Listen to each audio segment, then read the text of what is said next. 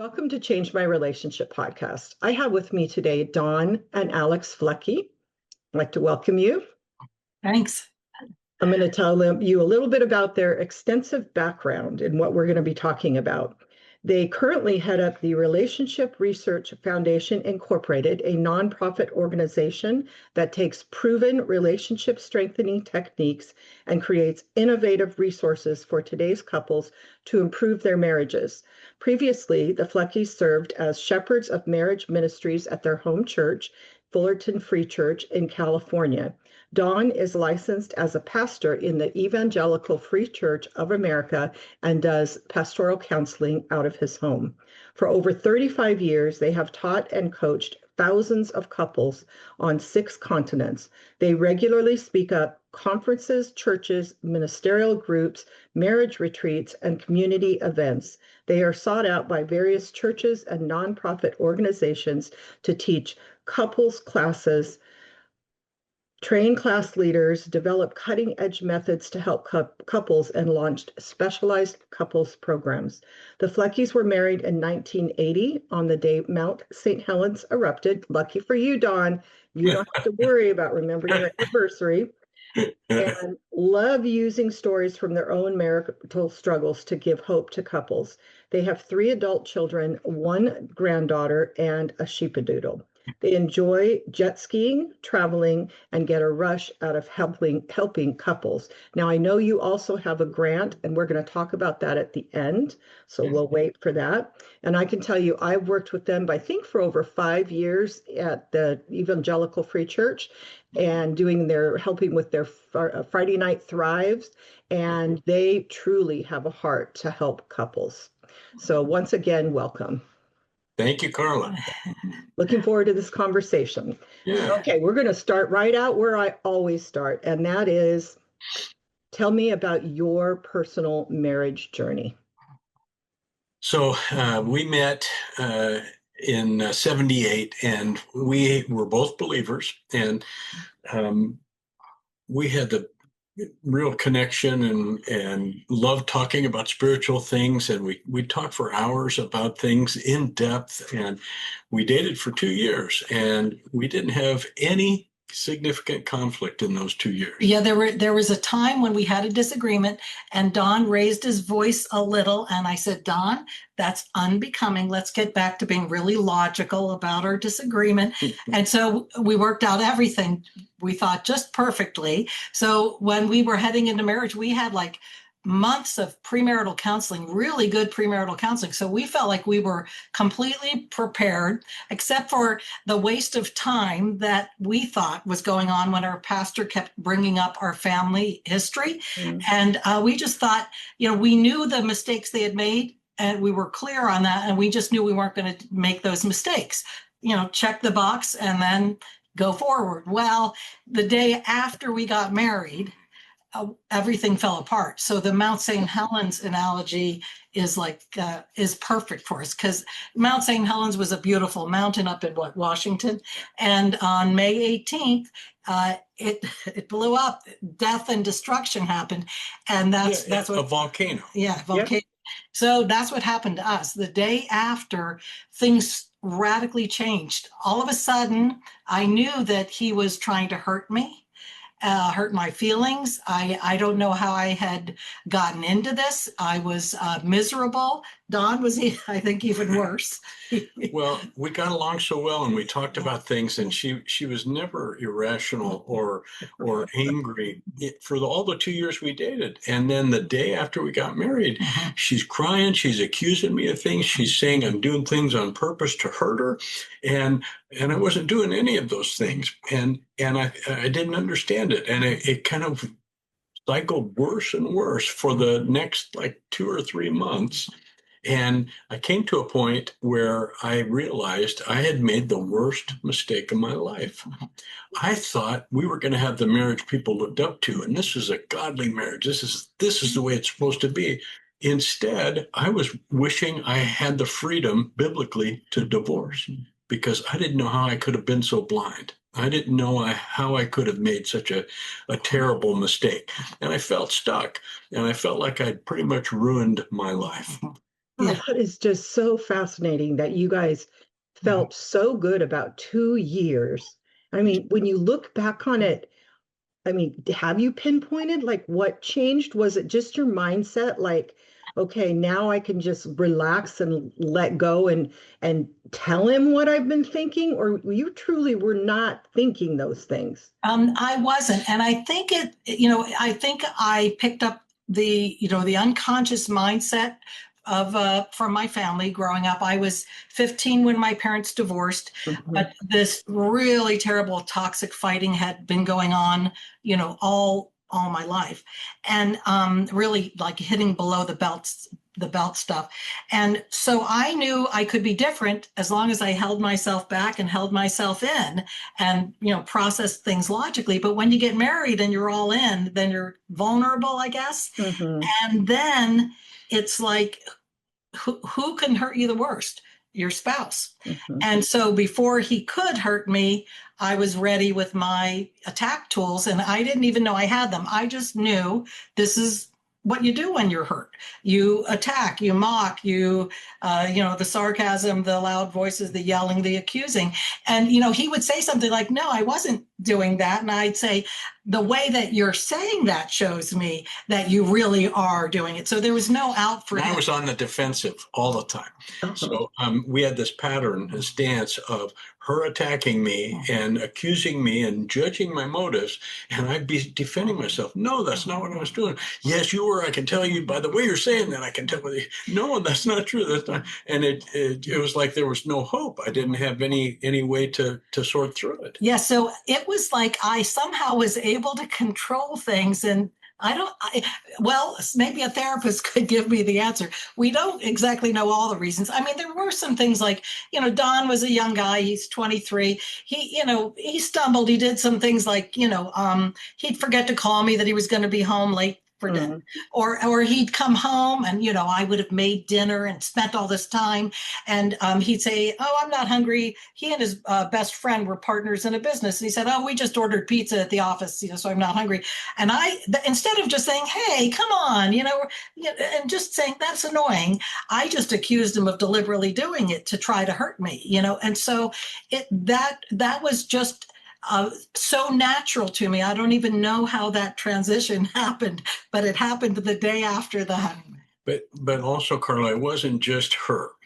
Um, there were patterns in me, and they weren't as volatile as Alex's, but the pattern I fell into that I had learned later, I understood from my family of origin is, she's the woman, and she's going to be at home. And when I come home, I'm resting, or I'm off work, and I don't have responsibilities.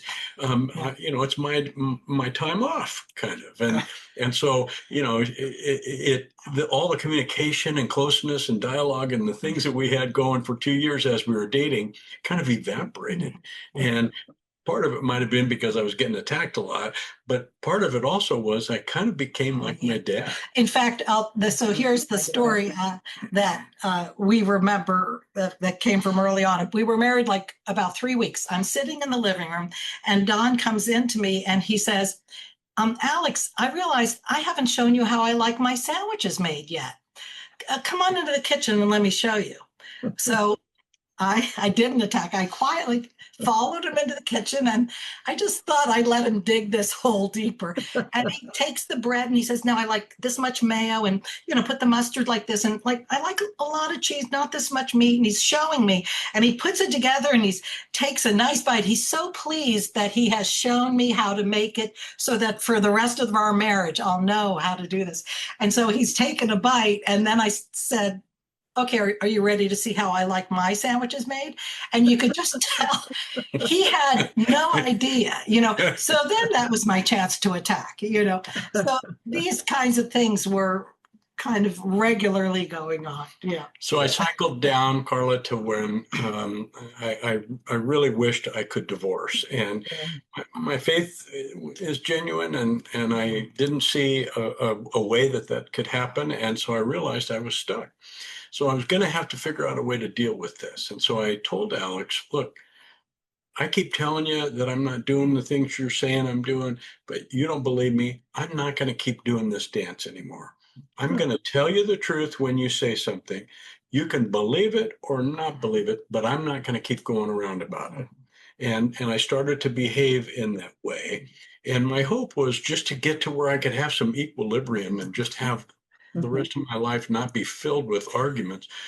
And it kind of worked. Well, I think that even more important was part of that was he'd say, listen, we're going to be in this for life. We got to figure this out. I'm not going anywhere.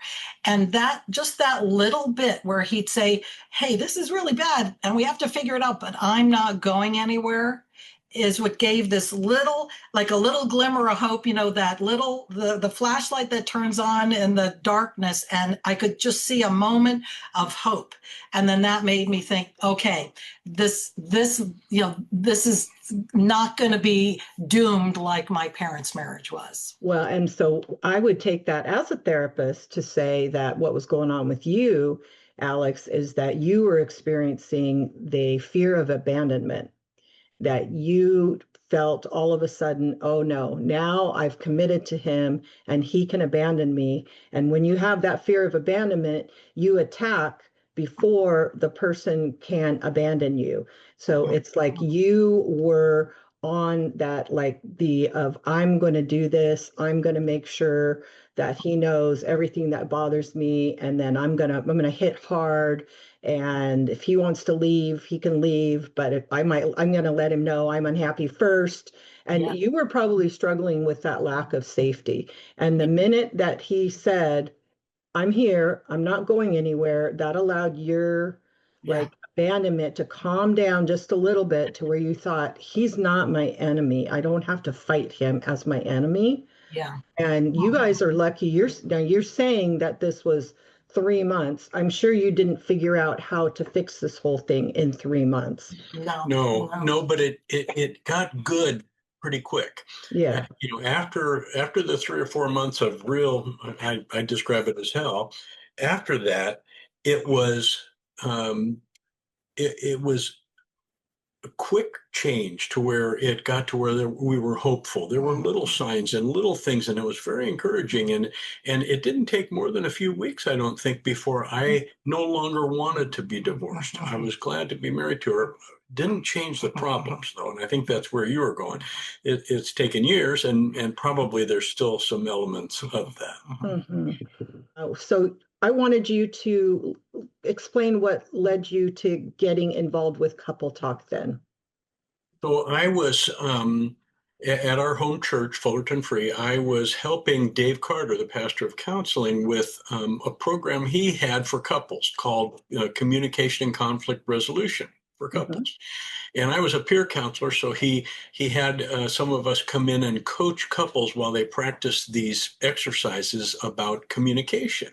So I was doing that, and I loved it. It was really fun and really stimulating, and all the other ones who were coaching along with me, they all dropped out, but I kept coming and kept showing up for years. And here and there, Dave would have me teach a class or something if he was going to be out of town. And one day he said, "Why don't you take over the program?" I said, "No, Dave, I can't do that. I'm a building contractor. How can I teach this class?" He said, "You've been listening to it for years now. You know this stuff well. You'd easily be able to do it." And he was willing to take a chance on me. My hair was real long at that time. It was probably about, I don't know, a foot down my back. And, this wild young guy, he was willing to kind of take a chance on me. And so I took over the class and was teaching it for years after that. Okay. That is really, I can't imagine you with long hair. You're going to have to show me one of those pictures. So. Okay, yeah, I will. I got to see that. So basically, when we talk about that, that's the program that you guys are leading now. It's not. And then It's not. I left out a small piece. Go ahead. While we were teaching that class, a guy came in and said, "Hey, can I audit your class?" And we said, "Yeah, sure." And he was a fan of a program called Relationship Enhancement, which we'll tell you a little bit more about in a minute. And he asked if we wanted to get trained in that, and we talked to Dave about it, and he said, "Yeah, let's bring in a new program." And so then we went and learned that program, Relationship Enhancement. Okay, and then And relationship enhancement is what Couple Talk is. is right. Yes. Okay. So you're going to, and that's the research that was behind the Relationship Research Foundation's, what they call proven model of increasing healthy marriages and reducing divorce. And that's what that program was, right? And there was a foundation that was doing the or sponsoring the research and promoting that. Am I wrong on that, or is that? No, it's correct, but that wasn't the only research. Actually, there was research nationally over a 50-year period, because the guy who originally wrote Relationship Enhancement did it in the 1970s. Okay. And he was elderly when he invited us to join and to create the Christian version. So that's what his request was to us. He was the original author, the one who developed Relationship Enhancement, and he asked us if we would create a Christian version, and we did, and we made some other upgrades and modernization of it, and we called it CoupleTalk. Right. So relationship enhancement was created by Dr. Bernard Gurney, and he was at Penn State at the time. And working with couples, finding out that he could actually equip couples rather than do like long-term therapy where they became dependent on him. He could equip them with some real basic communication skills, but really incorporating empathy into it. And then the research began, and there's over 100 articles, book chapters, books that had been written with studies, even some comparison studies comparing relationship enhancement with, years ago they did with the programs that existed at the time, and even with marriage counseling, and found it to be at the top in terms of, compared to traditional marriage counseling, found it to be at the top in terms of helping couples with their communication and satisfaction and those sorts of things. And so that's really impressive, because I mean, when you're talking about a lot of different research, comparing it even to marriage counseling. And I think a lot of marriage counselors, and most importantly, the people who have gone to marriage counseling, and I would say even my own experience with marriage counseling, even with Christian marriage counseling with my husband and I, is it wasn't really effective. And I would like to make sure that we talk about applying it to not just couples looking for skills like maybe you were when you were, going to some premarital counseling, or, at the beginning of your marriage, but some really problematic couples, like how it works with those two. But we'll save that for later. I just want to make sure we address that. Good. But I think that that's most people's experiences, is that, we've been there, done that. This is just not gonna help. So I can really see how that research is super important. So now, am I right in saying now you have the CoupleTalk Christian and non-Christian versions, right? And you call them both CoupleTalk at this point. That's true. Yeah, we wrote the version, the Christian version of CoupleTalk, and then later we realized that it could be used in federal situations. So we thought, okay, let's do one with, and so we just adapted it. So it's the same program, same skills. Almost every page is the same, but one has faith content and one does not. And one does not. Okay. All right. So just as a kind of a precursor to present some of the components that are in CoupleTalk, what would you say is different about CoupleTalk? Is it just that it teaches those basic skills, or is it the way it teaches them? I think it's the latter, the way it teaches them. So Bernie's idea was to use empathy and to emphasize empathy in his counseling with couples. And that's why he even developed the class. He was counseling couples, and he was having them repeat back what the other partner said, and pushing them to become a deeper understanding of what their partner was thinking and feeling, and really pushing on empathy, and asking them even to go beyond what was said and tell, what does it seem like your partner thinks? And so the empathy element is what's different.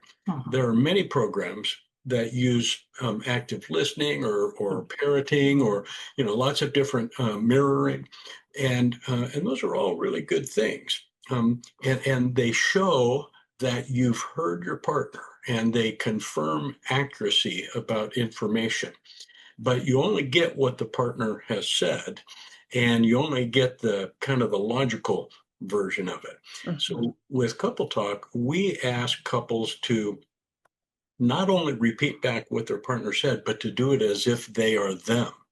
So if Alex was teaching me something about an argument we're having and something about her perspective, I would summarize it back by saying, as Alex, I really don't like when we go to this place, or, and then I would say it like that. And I would actually take time in my listening to imagine, what is it, from what I know about Alex, what is it she's thinking and feeling right now?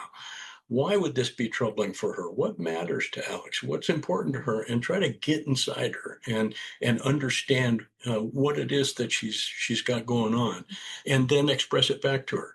As Alex, I'm feeling worried about, well, to go back to our early marriage, as Alex, I'm afraid that it's going to turn out like my mom and dad, and that you're going to be gone at some point. She never said that, but that's what I would have done if I had known about empathy at the time. So the key difference is we teach healthy communication skills, but we use empathy as the foundation. And we have exercises where you summarize back sometimes as if you are your partner. Okay, now that requires a partner to be able to empathize. So my question now as a therapist would be, well, what do you do with those couples where one of them doesn't have the ability to empathize, like somebody who's a narcissist or somebody who's on, the autistic spectrum, neurodiverse spectrum, where empathy is, really difficult for them to. We teach them to do it. And I'm not saying that in every case, you mentioned narcissist or some specific conditions, a sociopath might not be able to. So there could be some situations where it wouldn't work. But in most cases, it's just somebody who's underdeveloped. And if they take time to do it, and we coach them and guide them into having empathy and connecting, and what do you think she's feeling right now? What do you think matters to her right now? Tell her that. Tell her, and coach them to do it. There was a research study where they established that prison inmates had an exceptionally low level of empathy. It's probably why they committed crimes, because they didn't care about the other person and what it did to them. And they were able to teach empathy to the prison inmates. So it isn't something you have or don't have, absent a sociopathic diagnosis or a narcissistic diagnosis. Most of the time, it's something that we just haven't learned to do.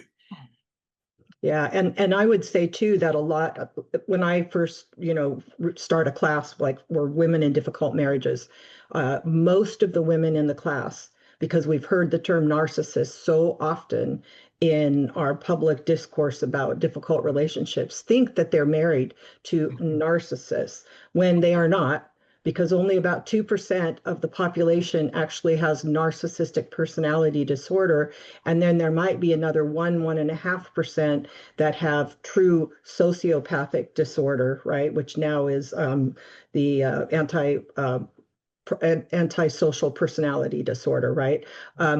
It's only, so we're literally talking at about maybe 3 to 3.5% max that have a personality disorder. The other ones are exactly like you're talking about. They have not experienced healthy relationships, healthy emotional development, healthy interpersonal development, most likely because of their dysfunction in their families. And they are capable of being taught it, especially if they're motivated and interested, and it would have a dramatic change in their relationship. Yeah, I'm thinking of this was actually a woman who, when we were, we were teaching the class, and then we would do coaching calls just in the skills. And I think some of it begins with increased self-awareness of one's own inner state. And so she had great difficulty even beginning to identify her own feelings. Yeah. Well, we did a part of this grant. This was years ago when we were using the CoupleTalk RE program. And so after a few weeks of helping her to try to identify feelings, she got better and better at that. Then the next step was her partner and what's going on in her partner. And I remember after about 6 or 7 calls with her, stopping them, the two of them, and I was just giving her praise, saying, it's amazing, in the beginning, she had difficulty identifying her own feelings. So not only is she able to step into her partner's shoes and not only reflect back the feelings he named, but she was identifying some emotions that he hadn't said, but was true for him. And it was just amazing growth with just some focused time, doing the hard work for her of taking the step of first awareness of herself, and then an awareness of his world and what was going on in him, and that it was different. So, and I think that I taught for over 20 years at Cal State Fullerton in the communications department, interpersonal and other courses. And this way that Bernard Gurney came up with what he called deep empathic listening doesn't exist in any other program. And it's that he called it the identification form of empathy, where I don't just reflect you over there, you, Dawn, want this, that, and the other. I become you. And as I speak as if I'm you, I stay connected. And there's research that if you verbally declare something, you have a tendency to believe it. Even if you are just told, say these words, even though you don't believe them, just say them. Mm-hmm. There's this self-persuasion aspect. And so in our most difficult conflicts, when I still have those old traces of my old reactions and things, and I know he's like pure evil, because that's my emotions. There couldn't be any reason that he did what he did that had any good aspect to it. It's pure rejection of me. But when I have to speak as if I'm him, I can't say, oh yeah, you over there, you think you were doing it for a good reason. I have to speak as if I'm him. And there's this calming, there's this acceptance that, yeah, he did have other reasons and they're legitimate and there's an explanation and it's not all based in pure rejection. And so it's just been amazing. And even though it's awkward and strange to start off using this I form, in fact, we've had a class where somebody almost started a mutiny and said, I don't want to do this. And Dawn had to talk him off the ledge and say, no, just give it a try once. Just try it this one way, one time. And that man became the biggest, advocate. Yeah, that is something really special. So we have couples, it's on our video, it's when we teach it live, we really emphasize doing it this way. You get so much quicker understanding what empathy is and experience of it by doing it that way. So. One last thing about that. When a person is summarizing with empathy, if I'm saying, as Alex, I feel this or that, it doesn't mean I agree with it. And she can give me a gentle correction if I misunderstood, and it's really not true. So it actually is a kind of a vehicle to promote deeper connection and deeper understanding for both of us. Well, I'm really glad that we went to that level of how do you even get to that first step of having empathy? Because as you guys are talking, I'm thinking of all these little snippets of things that are taught, like I sentences, and you're thinking, oh, I sentences, well, that didn't work because my partner just shut me down and didn't even listen to anything, or turned around and said, well, I don't care what you think, or, well, that's your opinion. And then the conversation is just like done. So a lot of these components are things that people have tried and not found them to be workable for them. So I think that's really good that we set that foundation that, yes, even if you don't have that first skill of the ability to be empathetic, that you've got a place to go to teach that. And you've been there and you've been successful in being able to do that. It can be learned. It can be learned. That's a really, really good point. So Carla, your question was, what makes CoupleTalk different? And so we landed on empathy, and that's really the big difference right there. But there's more. Okay. Another thing that makes it different is the emphasis on practice. Our Couple Talk program is much more like a workshop than it is a lecture series. So there's teaching, of course, there's some conceptual stuff that's included, and we teach a bit, but then we'll demonstrate an exercise, and then we have the couples do an exercise. So in every class, there's 2 or 3 exercises that the couple is doing together, practicing healthy communication skills. And the emphasis on practice is about 1/3 of the time in Couple Talk. The couples are doing an exercise together, not listening to us teach or somebody teach. So it's very practical, it's very behavioral, and it really emphasizes the doing and the practice, building new pathways. Yeah, and then also taking them into your everyday life. There's a marriage expert who said some marriage programs are what he calls like tips and tricks. Like, hey, here's something to try. Hey, try this. Do this. Go on a date night. Do a timeout. But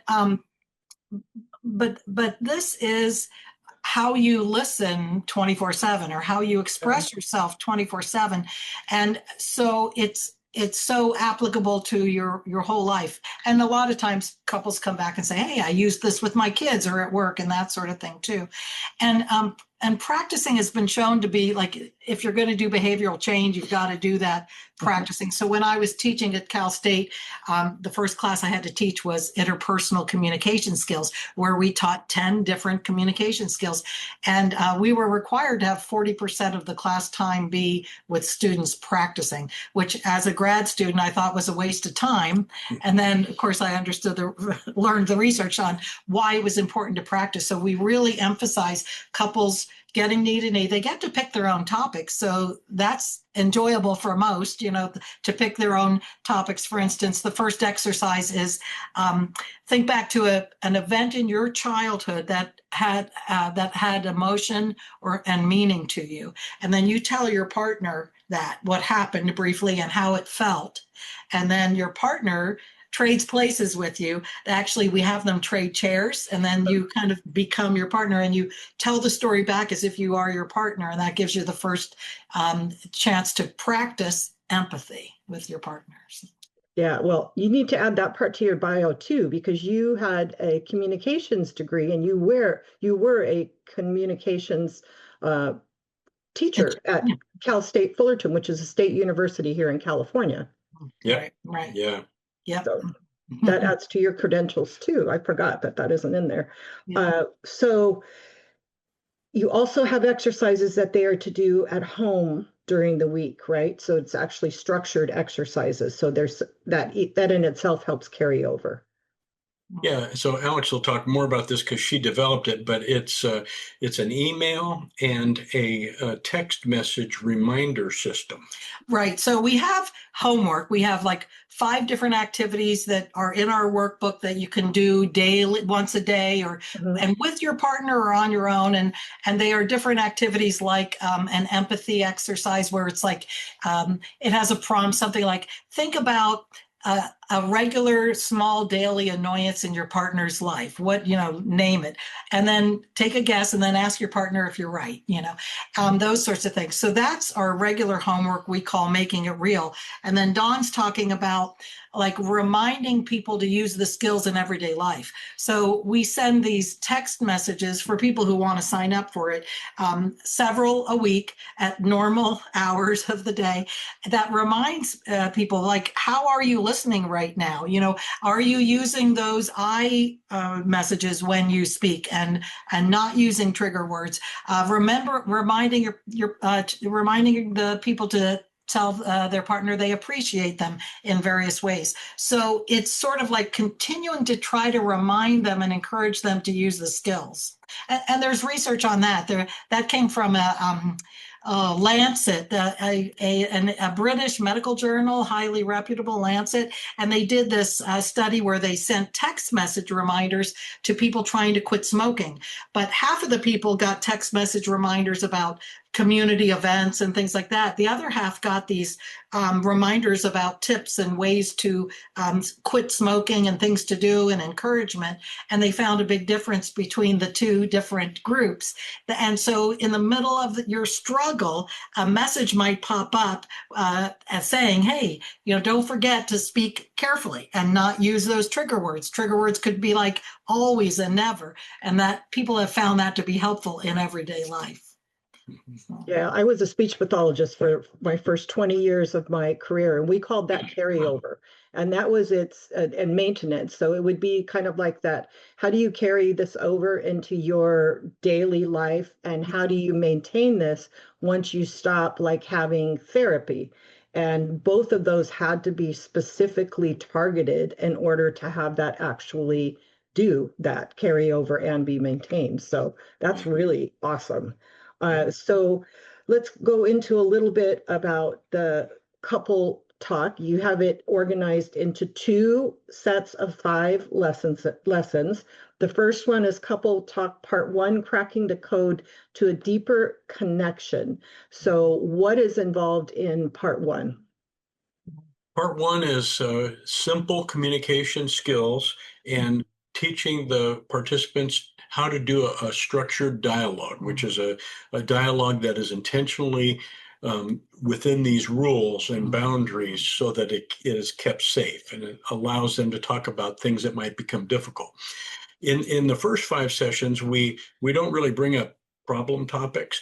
It's more practicing the listening skills, learning about empathy, being able to do good communication, respectful communication, learning how to do that.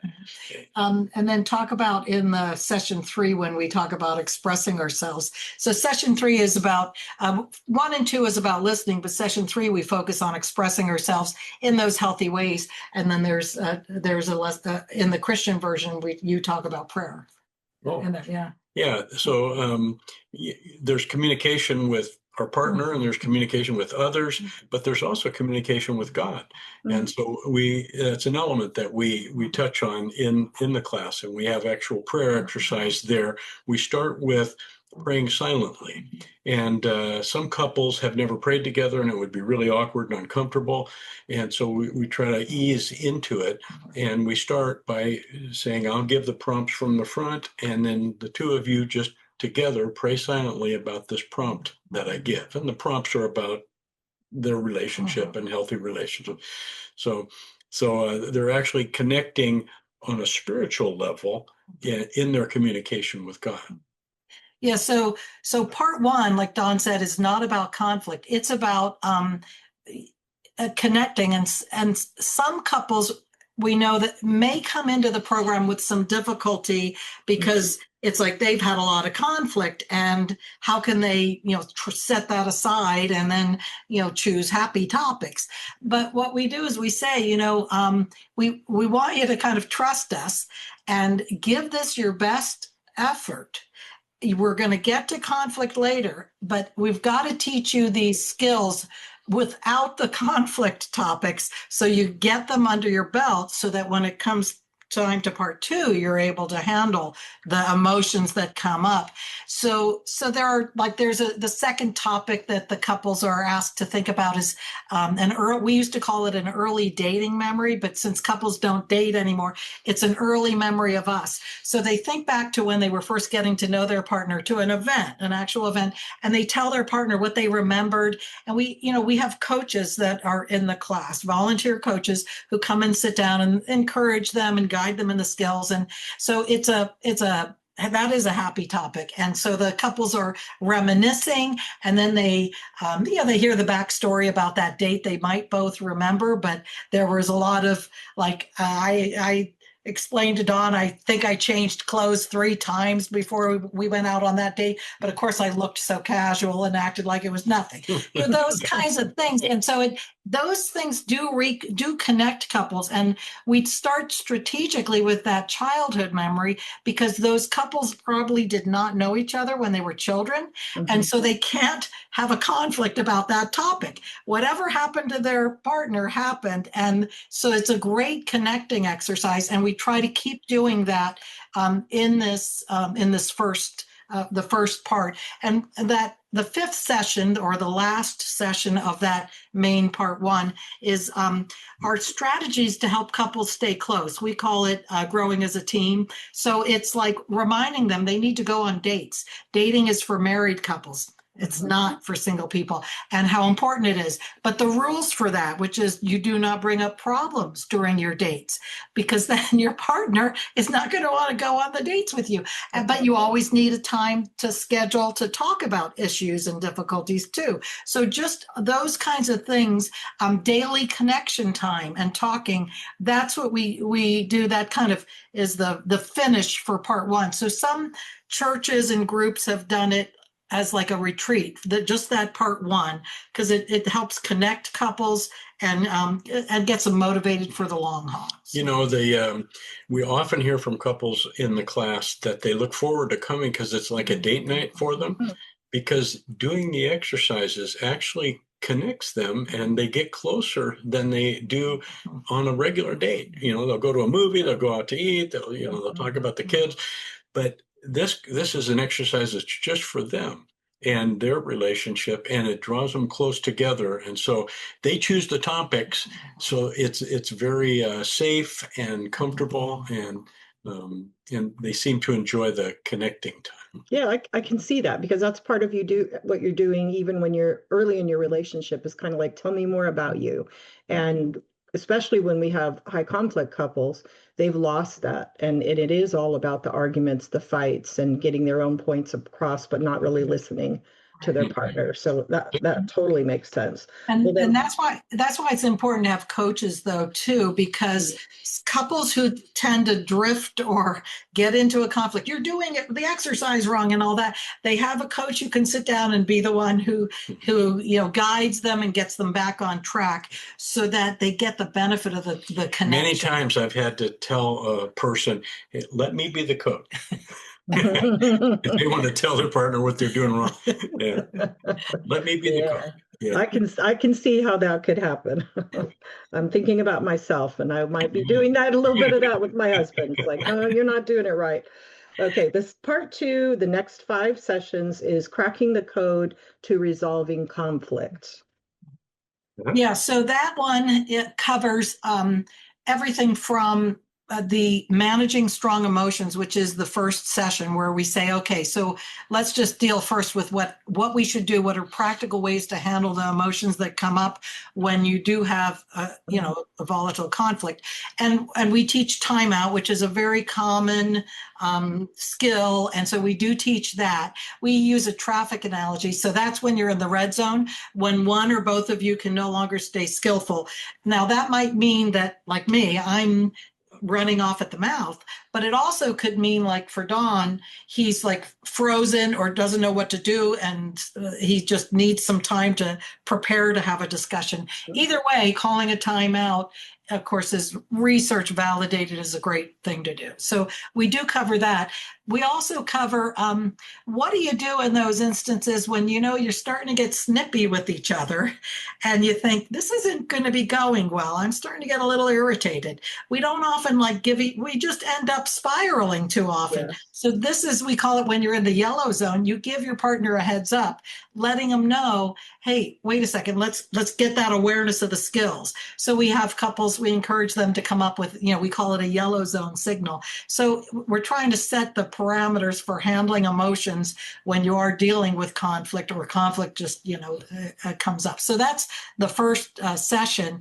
And then the second and third session, we walk through, the couples pick a minor conflict issue, and we walk through with them from beginning, how to approach your partner. We refer to John Gottman and his, he called it a harsh startup, that he says is real predictive of couples in real trouble, where they start with this explosion. So we teach a soft approach. That's what we call it. And then how to approach your partner softly but truthfully, and then how to have a dialogue, which they've already learned, but making sure they understand going deeper is going to take time, and going deeper takes safety. So the way you react, the way you listen, the way you express yourself is going to help you and your partner, go deeper. So we have them take a good long time discussing the topic, not the solutions, but just what it means to them, how it feels to them.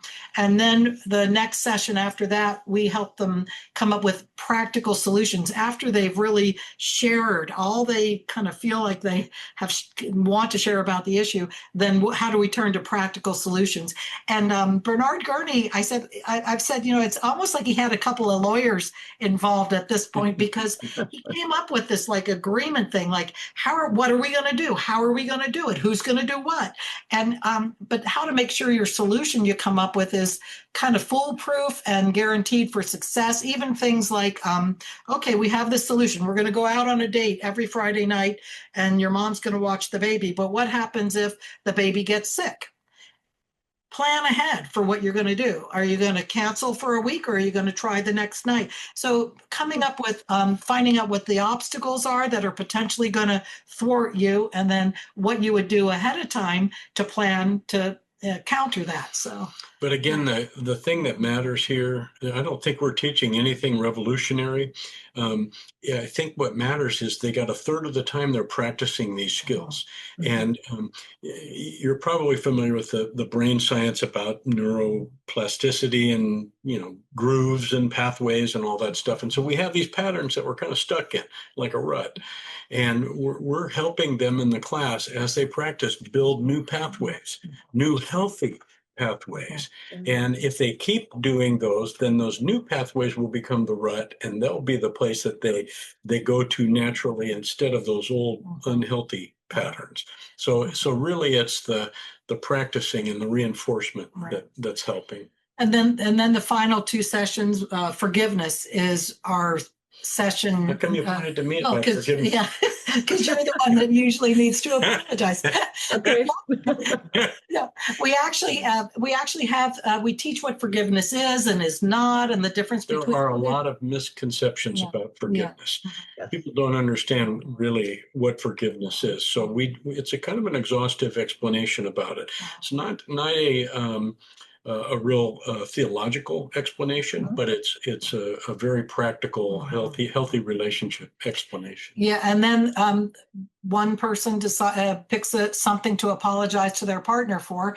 They get knee to knee, and we walk them through. We have it very structured in our workbooks for every one of these dialogues, where they have prompts, and so they talk about what it is that they did and how they could, using empathy, how they could imagine the effect was on their partner, how it made their partner feel, and so we walk them through an apology and forgiveness process, where of course it's the choice of the partner being apologized to whether they're going to forgive or not, but we teach that also is part of it, respecting where your partner is at. And then the final set, or do you want to say more? Yeah, just that we also talk about trust and how it differs from forgiveness, and they're not the same. And you can forgive somebody but not trust them, that they're still in the process of rebuilding trust, and that it takes time. So we also have some teaching about the difference between those two. Yeah. And I think that's really important, because the person who has broken the trust needs to understand that they don't get to demand that the other person trust them just because they've apologized. Yep. And then also the person that needs to learn to trust has to take responsibility for the fact that they might have some of those other issues that are their own in terms of their background of not being able to trust, so it can be very complicated, but it's good that you address both, because they do go hand in hand. Yeah. And then the last session is a kind of an accumulation of topical choices. I think we have 142 topics that are in that section for them to choose from to talk about. And it isn't, you're not going to talk about more than probably one in the session, but it gives them not ammunition, that's the wrong word, but something to talk about. So it gives them topics that they can choose from. So there's a page on finances, and there might be a dozen or more subtopics that they can choose from related to finance, or it can be about parenting, or it can be about forgiveness, or different topics. And so there's a practice time. That last one is heavy on practice, and it gives them topics that they can use to continue to talk together outside of class. And then we the final skill that we teach is about using these skills when somebody doesn't know them. And so, we can still be skillful even if the other person isn't. So we do a little bit of role play, and they have fun with this, where like one partner is the teacher who has to tell the parent your child's having trouble in school, and the parent role plays and gets to be unskillful, and accuse the teacher. But the person in the role of the teacher has to continue to practice healthy expression. And then we switch it into a different scenario. And it just helps people see we can use these skills with others. We don't need a partner to be practicing with us all the time. So people. And more than that, it's our obligation before God to be skillful or to be loving or to be kind, even if the other is not being loving and skillful and kind. Absolutely. I like that. I love that practice element, because that's reality. There's going to be times when one person is doing it and the other forgets because out of stress or busyness or, whatever. And then that doesn't break that track record and that connection by having it blow up like it used to. Yeah. And you are correct. We are accountable for our own responses, no matter how horrible the other person is, which doesn't mean that we have to be okay with it or that we can't set boundaries, but we are responsible for how we respond. Yeah, that's right. All true. Yeah. Love that. Well, I can see already the way that you're talking about it, why it is so different, because you have a pretty good track record in terms of the research, which we don't have to go into, but in terms of seeing how it does carry over into changed relationships. It's why it's has such a strong or high effectiveness rate. And the last week had a woman on who did work with it in her very difficult marriage that was at a very crisis point and was a long-term marriage. So these were pretty ingrained patterns, and it has completely changed her marriage. Sweet. And they're both working it, and she's absolutely ecstatic. So that's what, I thought I just wanted to have you guys come on right after her. I've been wanting to do this for a while, but that was I thought that'd be perfect to do that. So now let's talk about two things. First one is, what do you do with the couples who continue to they're not ready to be on their own? So what are the options for them? You mean they're not ready to be on their own in these skills? Like practicing them on their own and just continuing it. Like they need more like one-on-one. Is that where your pastoral counseling comes in, or do you have couples that they work with? Or I keep my counseling separate from this, so I don't think people in our classes even know that I do that. Okay. But there is coaching in the class. So we have volunteers who come in, people who've been through the program, and they just help the participants do the skills right. They don't counsel. They don't give advice. They just help them with the skills. Kind of like a fitness trainer would help you lift the weights or something like that. So there's coaches. And we offer free Zoom coaching 30-minute sessions where a couple in the class can choose a day and time that fits their schedule, and they choose the topic that they want to talk about, and a coach will meet them on Zoom, and the three of them will be on the Zoom call. The couple will have a dialogue, and the coach will give coaching to them and help them practice. And that's included in our class for no charge, and it's something that we encourage our participants to do, because it's the practicing that's going to build that rut in your head, and you're going to be able to respond well next time it happens. Yeah, and we have individuals and couples who love helping other couples, so they have volunteered to do this kind of Zoom coaching for couples. So, and we wrote that into the grant because of how important that is, and that the research comparing programs with this kind of coaching and without, shows that there's really a big, major benefit when you get that extra focused coaching. Okay, so let's talk about the grant now. Tell me about that. We were encouraged to apply for a federal grant. The federal government puts out every 5 years, $150 million, I think, in in money for healthy marriages, responsible fatherhood, and helping youth, divided up, roughly by thirds. And we never want to be involved with the government because, you have some limitations about how you can speak about your faith, during a federally funded class. And so it was never really something we wanted to go for. We've had a nonprofit for quite some time, and so we had the capability of doing it, but we never chose to. But we got persuaded this time to do it, and Alex wrote the grant. It was 100 pages typewritten, and there were 2,000 applicants who applied for these grants, and 108 were chosen, and Alex's was one of them. So we have a federal grant, $750,000 each year for 5 years. So it ends up being 3.7 million. And our grant enables us to take CoupleTalk classes up and down the state. So we're doing CoupleTalk classes in San Francisco. We're doing CoupleTalk classes here in Orange County. We're doing CoupleTalk classes in San Diego. And the setup that we have is we go in and teach the classes in the beginning. And we have hired some staff that are also doing some of the teaching also. And then as we teach, volunteers emerge and they get excited about what it did for their relationship. And they say, hey, I want to bring this to my church or my parish. And they come alongside and we train them to teach the class themselves. So the goal is over this 5-year period that we're going to have classes up and down the state going on that Don and Alex won't even show up there. It'll be happening through the different churches that we're involved with, Catholic churches and Protestant churches both.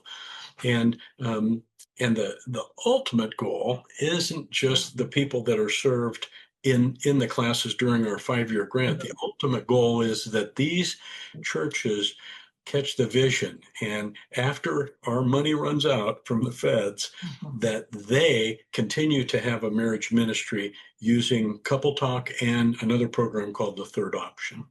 So, And they offer that like repeatedly, like several times a year or something like that. And the third option is year round. Third Option meets every week, year round. It's a enter at any time program.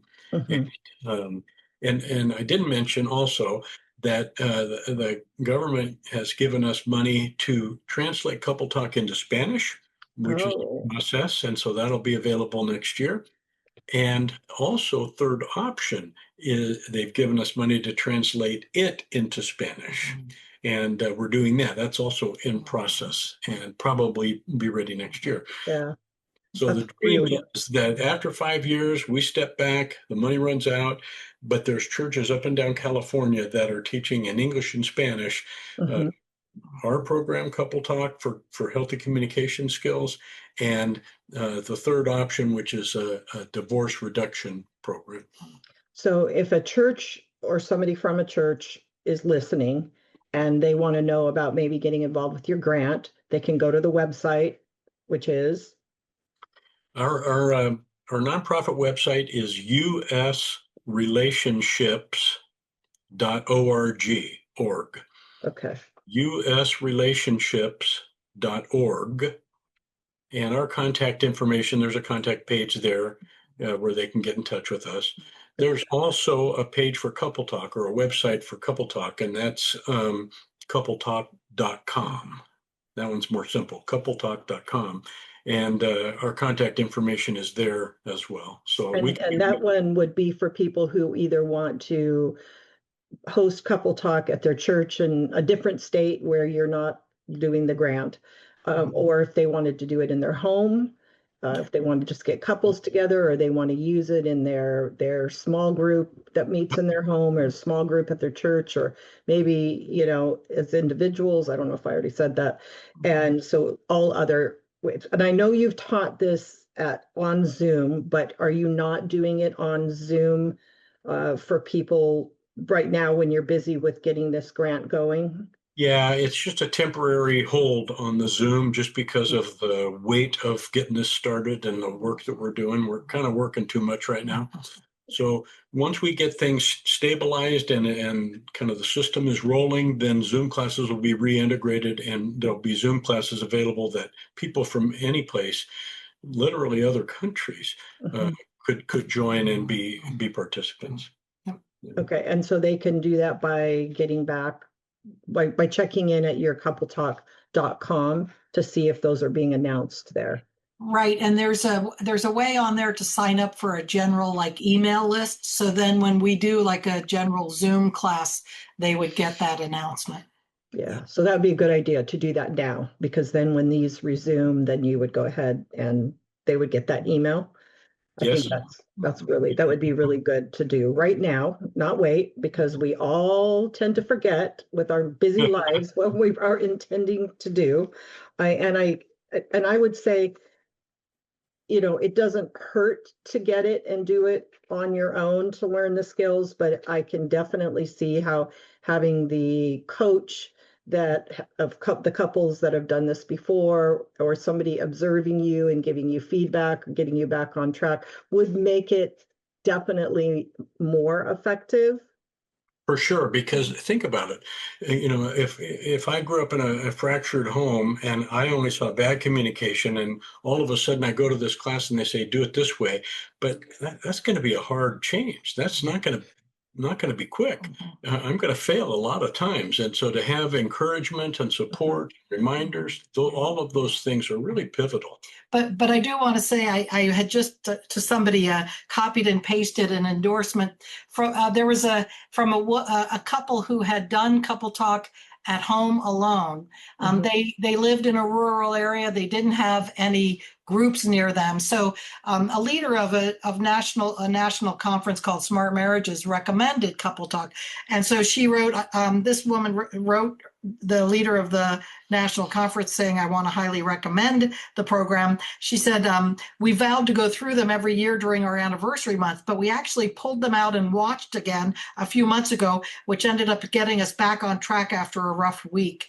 And so she was talking about the benefit, and it's sort of structured so that a couple at home can do it. You press play, on the video streaming, and countdown clocks come on to make you responsible to do the practicing. So at the very least, if you're in a situation you want to see what it could be about, you can test out session 1 on your own, because we have the video and we have the workbooks, the PDF of that session, so people can try out session 1 for free on CoupleTalk.com.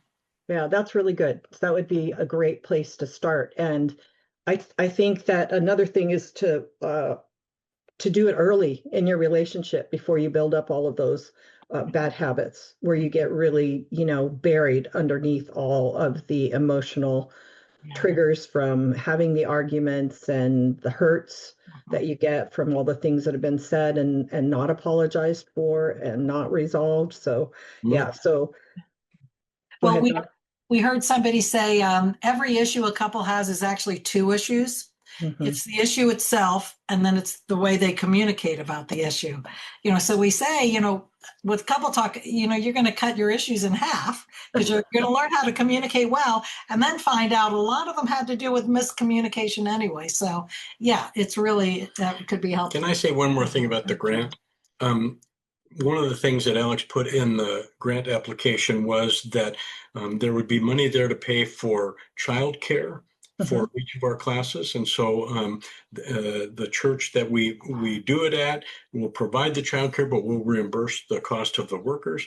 And the workbooks are free. There's no charge to the participants. And the participants who finish the program each get a $100 Visa gift card. And all of this was approved by our government because they know the value of families staying together. The damage from family fragmentation, increased incarcerations, dropouts from school, teen pregnancies. I mean, there's all kinds of things that are directly connected to the breakdown of the family. And that's multi-generational. Yeah. Because if it happens in one generation, then it's likely to happen. And then we also have increased mental illness. And then this is a copy of the actual, Yeah. study guide for each person, each participant, and your charge for your study program at home, or if churches want to use this, is so small compared to what you're getting. Isn't it like for a whole, for us, this, isn't it $50 that a couple could use Yeah. together? Yeah, there's 4 workbooks for a couple to go through it at home. And Mhm. so, yes, that's right. It's $50 and the videos are online for free. And then, or $25 if a couple is more digital and they just can get the PDF, and it's a fillable PDF. So we've turned that into a PDF. 25. So Yeah. 4 of these Mhm, for $50, mhm. Right. and all of the, now you're competing with my classes. I don't send out this, I send out the PDF. That could not have been, I mean, you cannot even hardly print them for that. So you truly are doing this as a ministry. And there are a lot of couples that can afford to pay more, but there are a lot of couples that can't. And so it is really a blessing to have that at such a, affordable price. So, and for churches to be able to put this on for couples and provide the materials too is, Well, we were in San Diego and there was a couple, they had 4 kids in the childcare. And so I had sat down to coach them. And so the husband said, I said, ask them where they were from. They were from an hour away, but they said, we just couldn't do this unless you had the childcare for us.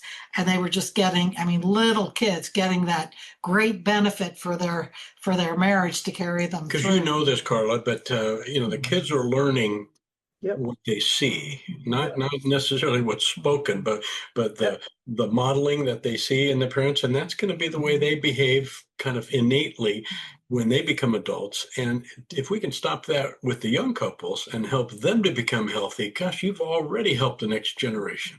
oh, it's just so good. So, like I said, it's amazing. So CoupleTalk.com, and then the grant is usrelationships.org. And now anybody that has questions for you or wants to talk to you about anything that has to do with this, or whether it's anything, can come to you through either of those. Yes. Can get to Yeah, you. there's a toll-free number and there's email to inquire. So Comes yes. to us, yeah. Yep. Well, what I get out of this is that this program is something that you need to consider if your church is looking for something to offer to couples. If you're a problematic couple, you've got problems. If you don't want to wait for the Zoom class to get out, get the materials now and then redo it when the Zoom class comes out. That's I right. think would be a great idea. Well, we have we call them free refreshers, but anybody who's done Couple Talk once before, they're invited to come to any of our classes for no charge. So Yep. yeah, we love it when they come for a refresher. Wow. Well, thank you so much. I just feel total hope that it's possible to be able to rebuild even a pretty, just I'm going to use a very ineffective or unprofessional word, but a destroyed relationship can even be rebuilt by, then you have the empathy for what's destroyed your relationship and Yeah. why each of you have reacted that way. And I think that can go a long way in forgiveness and in rebuilding, because I always like to say, it's like there is a reason why we do what we do. And the reason is usually rooted first in the past and then in the present. And it's all explainable. And if we can help each other understand what's going on with us, the why for the what, then it's fixable. Yeah. Yeah. Yeah. That's So right. And when you connect like that with somebody, I've seen it so many times, a guy will share a story from his childhood that's very painful, something that really hurt him. And then she sees, oh, that's why he acts like this. Her heart softens. She now gravitates to him because he's a person that got hurt, not a hurting person. He's a person that got hurt. And it really does make the empathy seems to be the key element. Yeah. Wow. That is absolutely beautiful. Well, thank you for listening and watching. Please refer this to anybody.